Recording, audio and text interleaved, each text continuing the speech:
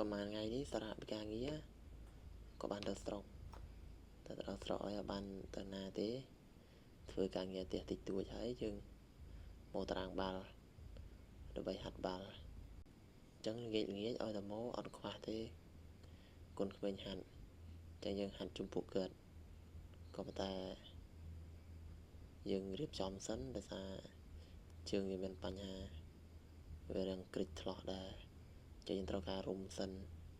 ចឹងជើងដែលមានបញ្ហាជើងខាងឆ្វេងវាគ្រិច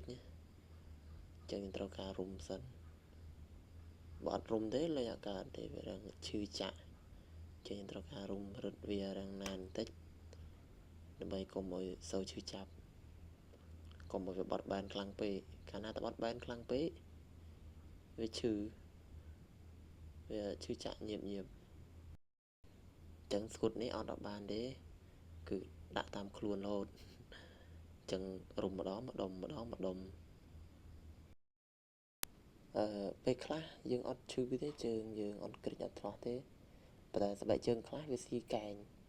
ចឹងយើងអាចរុំកែងទៅកុំឲ្យវាស៊ីកាលណាវាកាត់ទៅពងជើងហើយមួយទៀតយើងអាចរុំរៀមជើងយើងឲ្យវាណែនល្អទៅយើងសុទ្ធទៅវាកម្លាំងជួនកាលជើងអ្នកខ្លះវាហើបវាចេះថារៀមមុខគាត់ហែណាចាំវាពិបាកពាក់ស្បែកជើងបើសិនជាគាត់រុំរៀមគាត់ទៅគាត់អាចពាក់ស្បែកជើងស្រួលជាងមុនហើយទឹកបាល់ណែនល្អការតាណែនគឺទឹកកម្លាំងអញ្ចឹងទឹកកម្លាំងហើយយើងប្រកាសជាអាចមានឱកាសរកបានក្របបាល់ច្រើនជាងមុនចុះតម្លៃស្គុតនេះគឺធូរថ្លៃទេម្ដុំ2500រៀលចាំបងប្អូនត្រូវការអាចឆាតប្រភេទបាន